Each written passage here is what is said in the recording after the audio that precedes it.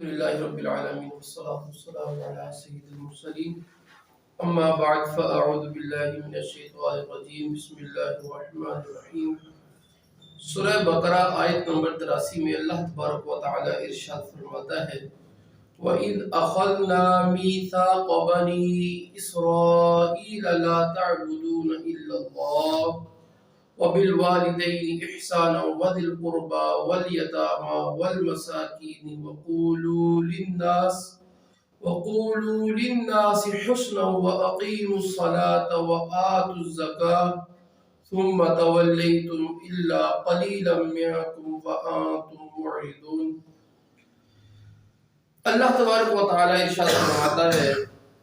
اور یاد کرو جب ہم نے بنی اسرائیل سے عہد لیا کہ اللہ کے سوا کسی کی عبادت نہ کرو اور ماں باپ کے ساتھ بھلائی کرو اور رشتہ داروں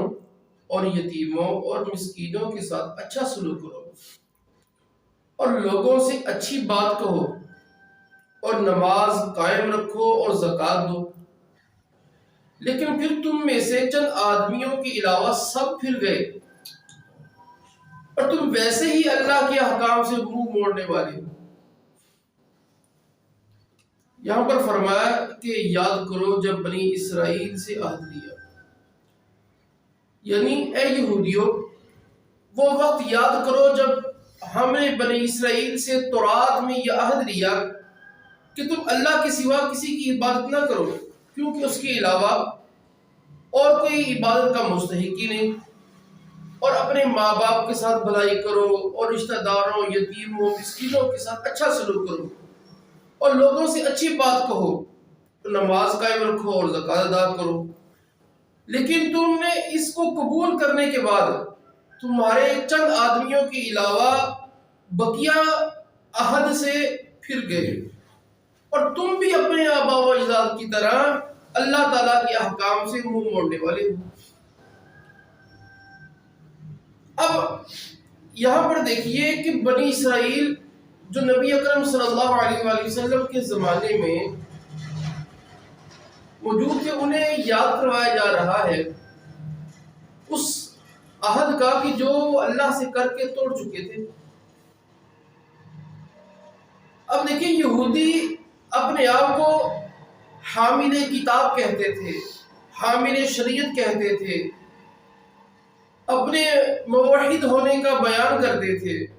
یعنی وہ کہتے تھے ہم ہی وہ ہیں کہ جن کے پاس شریعت ہے، ہم وہ ہیں کہ جن کے پاس کتاب ہے۔ اللہ تعالیٰ نے کہا کہ تم یہ جو بات کرتے ہو کہ تم شریعت کے حامل ہو، تم موحد ہو، توحید پرست ہو، تمہارا حال یہ ہے کہ تم میں سے اللہ تعالیٰ نے تو یہ عہد لیا تھا، یعنی تم جس عہد کی بات کرتے اس پر تمہارا عمل تو ہے کوئی نہیں،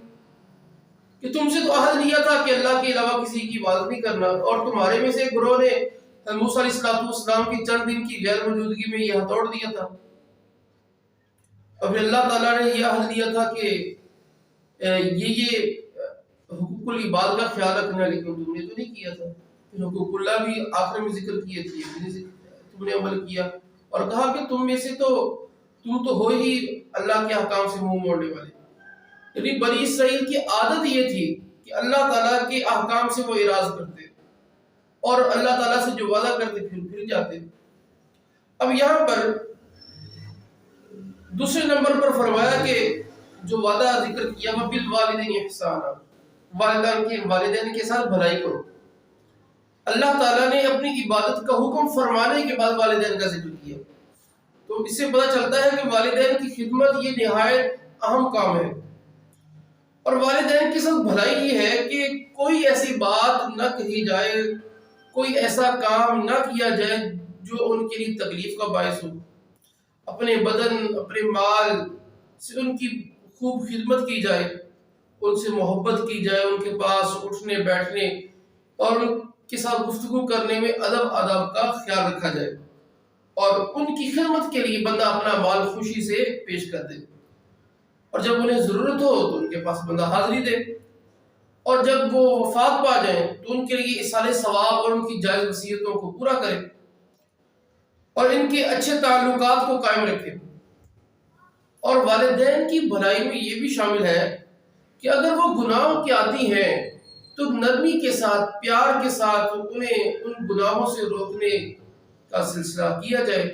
کہ جس میں ان کے ساتھ حسن سلوک بھی متاثر نہ ہو اور وہ گناہوں سے باز بھی آ جائے۔ لیکن یاد رکھیں اس معاملے کے اندر والدین کے ساتھ سختی سے پیش آنے کی ہرگز اجازت نہیں۔ اب یہاں پر دیکھیے کہ والدین کو اللہ تبارک و تعالیٰ نے کس اچھے انداز سے ذکر کیا، اور یہاں پتہ چلتا ہے کہ والدین کے ساتھ بھلائی کرنا یہ پچھلی تمام شریعتوں میں تھا، یہ کوئی ہماری شریعت میں خاص نہیں ہے۔ والدین کا ادب کرنا، احسان کرنے کا اللہ نے پچھلی شریعتوں میں بھی حکم دیا۔ اور یہاں پر میں ایک بات کہوں گا، جیسے آج کل دسمبر کا مہینہ ہے، جو یاد آیا، دسمبر کے مہینے میں ہم لوگوں کی مختلف باتیں سنتے ہیں، لوگ اپنے محبوبوں کی باتیں کرتے ہیں جیسے دسمبر آتا ہے۔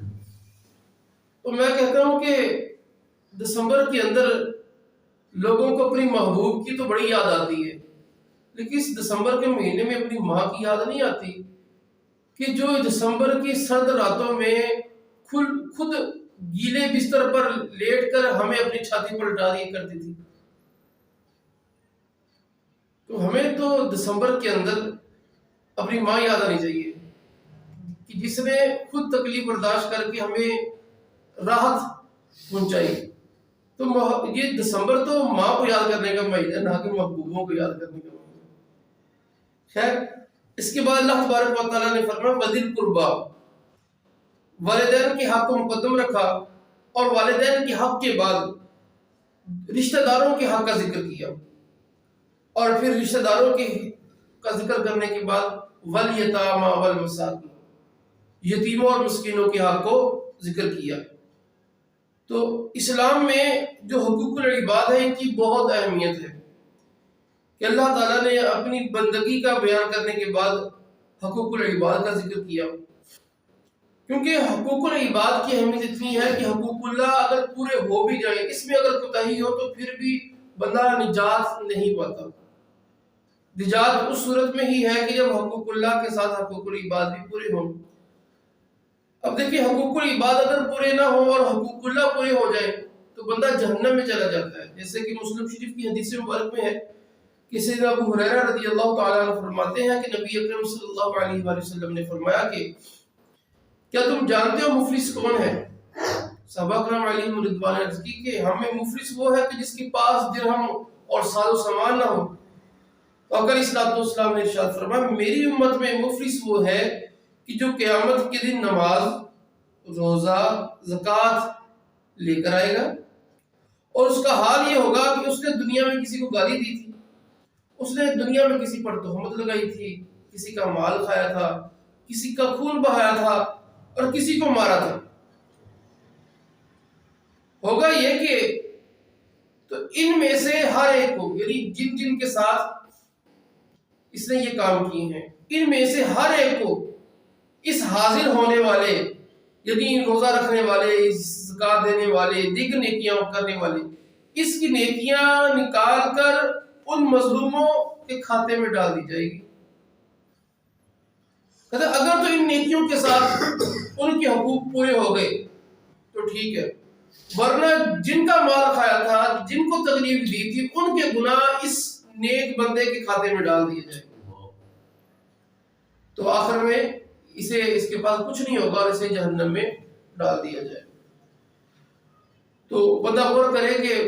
ہم ظاہری عبادات تو کرتے ہیں لیکن حقوق العباد میں کوتاہی کر جاتے ہیں، تو ایسا نہیں ہونا چاہیے۔ یہ دونوں ہی چیز ضروری ہیں۔ اور اس کے بعد فرمایا وَقُولُوا لِلنَّاسِ حُسْنًا، کہ لوگوں سے اچھی بات کہو۔ تو اچھی بات سے مراد نیکی کی دعوت دینا ہے، لوگوں کو برائیوں سے روکنا ہے۔ اور نیکی کی دعوت میں جتنے بھی طریقے ہیں وہ سارے شامل ہیں، بیان کرنا بھی شامل ہے، درس کرنا بھی شامل ہے، لوگ کسی کو اپنے پاس بٹھا کر انفرادی طور پر اس کا ذہن سازی کرنا، نیکی کی طرف لے کے آنا، تو یہ ساری اچھی باتیں ہیں۔ اور اسی طرح نبی اکرم صلی اللہ علیہ وآلہ وسلم کی شان، رب کی شان بیان کرنا، یہ ساری اچھی باتوں میں شامل ہے۔ اس کے بعد اللہ نے فرمایا الا قلیلا منکم، کہ بنی اسرائیل کی اکثریت اللہ تعالیٰ کے اس عہد و پیمان سے پھر گئی اور گناہوں کے راستے پر چل پڑی۔ البتہ کچھ لوگ صحیح راستے پر رہے، اور یہی صحیح لوگ تھے کہ جن کی آگے جو نسلیں چلتی ہوئی، جن کے پیروکار چلتے ہوئے نبی آخر الزمان صلی اللہ علیہ وآلہ وسلم کے زمانے میں آئے اور آقا علیہ الصلوۃ والسلام پر ایمان لائے، یعنی یہودیوں میں بعض آقا علیہ الصلوۃ والسلام پر ایمان لائے۔ تو یہ وہی لوگ تھے، وہی نظریے کے لوگ تھے کہ جنہوں نے اللہ تعالیٰ کے احکامات کو نہیں توڑا تھا، انہوں نے آقا علیہ الصلوۃ والسلام کا زمانہ پا کر آقا علیہ الصلوۃ والسلام کا کلمہ پڑھا اور مسلمان ہو گئے۔ اب اس آیت مبارکہ میں بنی اسرائیل کی ایک حالت کو بیان کیا گیا جو کہ افسوسناک ہے، لیکن اس کے ساتھ ہم اپنی حالت کو دیکھیں، کیا ہماری حالت بھی ان سے برابر نہیں بلکہ میں کہوں گا زیادہ ہو چکی ہے؟ یعنی البتہ ایک کام اگرچہ وہ نہیں ہے کہ اللہ کے سوا کسی اور کی عبادت کرنا، اور یہ تو آقا علیہ الصلوۃ والسلام کا اس امت پر فضل ہے کہ آقا علیہ الصلوۃ والسلام نے فرمایا کہ میری امت شرک نہیں کرے گی، مجھے شرک کا خوف نہیں ہے۔ البتہ اس کے علاوہ بقیہ چیزیں جو تھی، والدین کے ساتھ حسن سلوک کرنا، رشتہ داروں کے ساتھ، یتیموں کے ساتھ، مسکینوں کے ساتھ اور اچھی بات کہنا، ہم میں سے سارے لوگ اس کی خلاف ورزی کرتے ہیں۔ نہ والدین کے ساتھ حسن سلوک ہے، نہ رشتہ داروں کے ساتھ، نہ یتیموں مسکینوں کی ان کے حقوق کی پرواہ ہے، نہ لوگوں سے ہم اچھی بات کہتے ہیں۔ تو اب ہم غور کریں، جب بنی اسرائیل جسے اللہ تعالیٰ نے تمام دنیا سے افضل بنایا تھا، افضل قرار دے دیا تھا، اپنا مقرب بنایا، انہوں نے اللہ تعالیٰ کے اس وعدے کو توڑا اور دنیا میں ذلیل و رسوا ہو گئے۔ تو ہم اس وعدے کو توڑ کر جو اللہ نے ہمارے ساتھ قرآن میں کیا ہے، اس وعدے کو توڑ کر ہم کون سی ترقی اور کون سی ہم دنیا کو مسخر کرنے کا ہم گر حاصل کر سکتے ہیں؟ تو دنیا کو حاصل کرنے کا اور آخرت کو حاصل کرنے کا ایک ہی طریقہ ہے کہ ہم اللہ تعالیٰ کے ساتھ کیے گئے وعدے کو پورا کریں۔ جب ہم اس وعدے کو پورا کریں گے، اللہ تعالیٰ ہماری عزت، ہماری شان و شوکت میں اضافہ فرمائے گا،